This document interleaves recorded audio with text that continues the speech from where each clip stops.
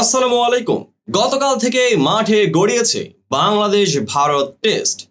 দিনের শুরুতেই হাসান আঘাত দিলেও ভারত শিবিরে দিন শেষে ঘুরে দাঁড়ায় অশ্বিন জাডেজা জুটি। তবে আজ দ্বিতীয় দিনের শুরুতে হাসানের ফাইফারে 400-র আগে থামল ভারত। তাসকিনের ঘূর্ণিতে কুপকাত জাডেজা অশ্বিন 6 উইকেটে 339 রান নিয়ে দ্বিতীয় দিনের খেলা শুরু করেছিল ভারত। সেখান থেকে আজকের দিনে আর 37 রান যোগ করতেই শেষের 4 উইকেট হারিয়েছে স্বাগতিকরা, যেখানে একাই 3 উইকেট নিয়েছেন তাসকিন আহমেদ, বাকি একটি উইকেট পেয়েছেন হাসান মাহমুদ। তাতে ইনিংসে 5 উইকেট শিকার করার কীর্তি গড়লেন এই ডানহাতি পেসার। নিজেদের প্রথম ইনিংসের 91 ওভার 2 বলে সব কটি উইকেট হারিয়ে 376 রান সংগ্রহ করেছে ভারত। দলের হয়ে সর্বোচ্চ 113 রান করেছেন রবিচন্দ্রন অশ্বিন। তাছাড়া 86 রান করেছেন রবীন্দ্র জাডেজা।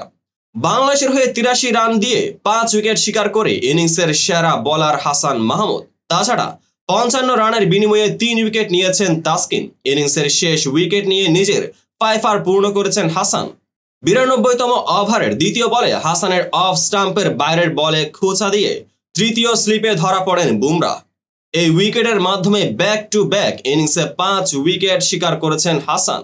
রাওয়ালপিন্ডিতে দ্বিতীয় টেস্টে পাকিস্তানের দ্বিতীয় ইনিংসে 43 রানে 5 উইকেট নিয়েছিল হাসান। এরপর চেন্নাইয়ে ভারতের প্রথম ইনিংসে 83 রানে নিলেন 5টি উইকেট। ভারতের মাটিতে বাংলাদেশের প্রথম পেসার হিসেবে 5 উইকেট পেলেন হাসান। এবার বাংলাদেশের ফার্স্ট ইনিংসের লক্ষ্য 376 রান। ভিডিওটি সম্পূর্ণ দেখার জন্য ধন্যবাদ। দেখা হবে পরবর্তী ভিডিওতে।